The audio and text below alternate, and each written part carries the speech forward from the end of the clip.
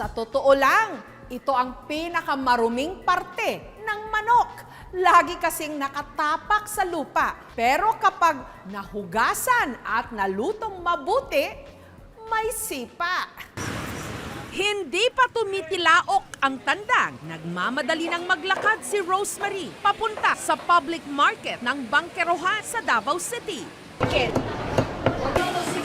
Unahan kasi sa bagsakan ng mga manok na pangunahin niyang inihahain sa kanyang ihaw-ihaw restaurant. Pero ang isa sa talagang binabalik-balikan daw sa kanilang ihawan, yung paa ng manok o Adidas. Tawagan pa, ako ba? 10 kilo siya, tapos nakamura ako ng 60 kilos ngayon.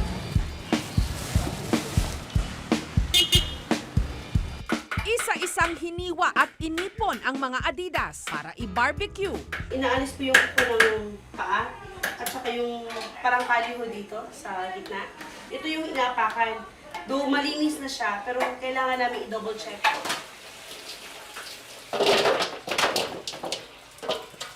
Ito yung marination namin. Tinitimpla para lumasa. Tapos dapat kailangan haluin siya.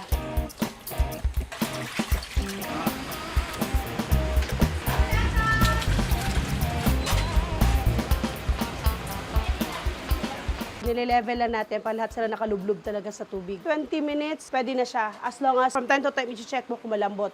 Adonis! Tapos na ako!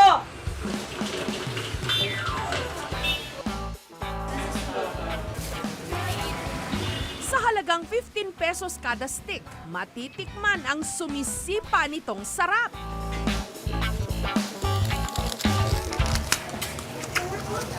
Lami ang timpla, lami ang lasa niya.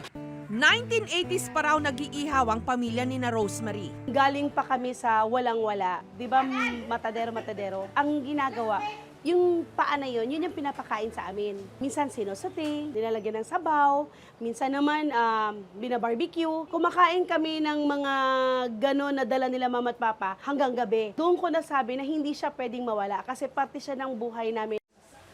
Ngayon, kumikita sila ng 45 to 100,000 pesos kada buwan.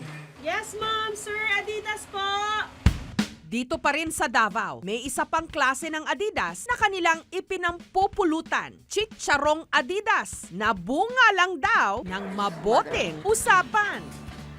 Yung sa pagluluto na yon, dahil busy, halos nakalimutan ko na atinan yun yung nakasalang. Halos siya masunog. So nung maiahon ko, tapos sinerve ko sa kanila ng adobo at yung kalahati, ipinrito ko. Paminta yun, luya, tanglad, asin, star anise at saka dahon ng laurel at bawang.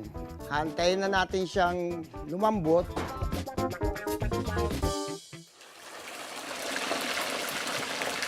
Hindi na siya. Dito na. Lasa ang adobo. Kami kaayo, crunchy. Ang kanyang special chicharon, ang sikreto raw sa pagiging healthy ng lolo nyo. Hindi nila nakuha yung kulay nila na mapuputi dahil nga doon sa regular nilang pagkain, dahil doon sa natural collagen. 300 pesos kada pakete. Ang chicken feet, hindi rin mawawala sa mga Chinese restaurant. Sagad sa buto ba naman ang sarap ng chicken feet dim sum?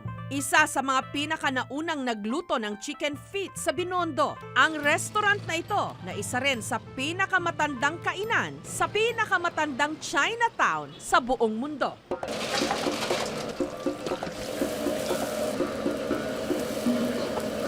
One sec, 1 minute.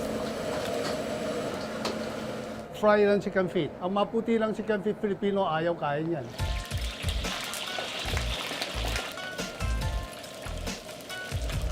Delikado, luto lang chicken feet sa bahay. Kasi malakas ng apoy ng mantika, matali yung masulok. Luto lang isa oras para malamot. Isa 5 pawang, isa first pawang, tapos ang sili. So, halo.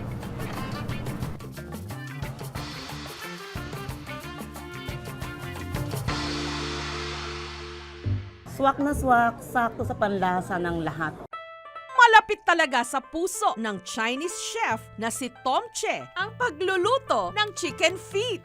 Ako laki sa bahay nakakain chicken feet. Pwede pulutan, pwede ulam, tsaka mula pa ng chicken feet. Pero paano nga ba tayong mga Pilipino natutunan din itong mahalin? Sabi ng iba, dahil nga yung logo, tapos yung paa ng manok, tatlo din yung nakikita natin. Kaya ayun yung mga spekulasyon nila. Kasi yung sapatos and then yung kinakain nila, paa ng manok, kaya na-connect doon. Unang-una, mayaman yan sa collagen. Essential siya para yung maggoma ng balat natin for skin tightening. Isa pang kahalagahan ng chicken feet, tumataas ang absorption ng calcium and protein. Ang paa ng manok, masarap ding gawing tinola at sinampalukang Adidas. Mga lutong kinalakhan naman ni Chef Dayan. Alisin ko na siya sa water para igigisa na siya.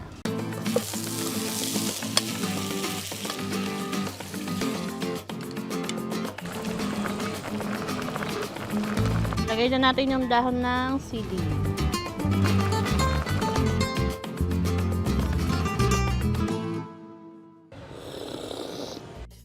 Malinamnam. Tsaka lasan-lasa mo yung manok. Sarap.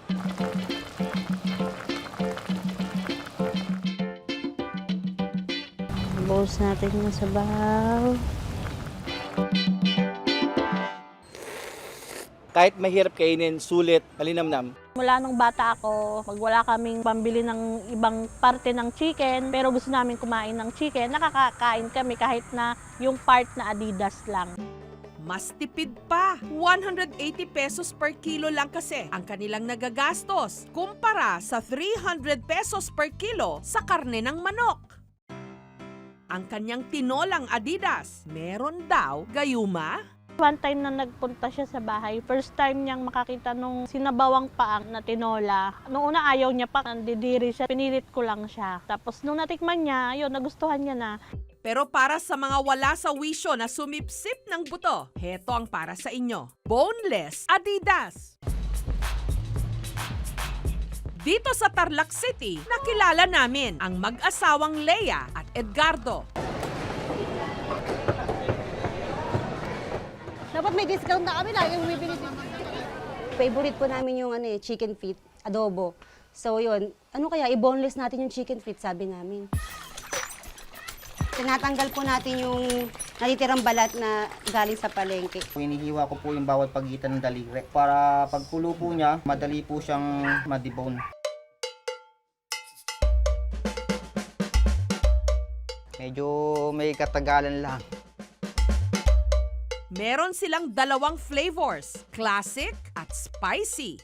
Lagyan natin siya ng sesame oil. Para po siya pantay-pantay, meron po kaming sinusunod na sukat. 80 pesos kada pack. Parang adobo na bago lang sa panlasa. Boneless na po talaga siya. Wala na pong hiyo. Ang dati patapon lang na parte ng manok at ini-isnab-isnab. Ang nagtaguyod ng marami nating mga kababayan para makatayo sila sa sarili nilang mga paa. Yes, ma'am! Sir, Adidas po! Ikaw, anong favorite street food mo? I-tweet na gamit ang hashtag KMJN. Thank you for watching, mga kapuso. Kung nagustuhan niyo po ang videong ito, subscribe na sa GMA Public Affairs YouTube channel. And don't forget to hit the bell button for our latest updates.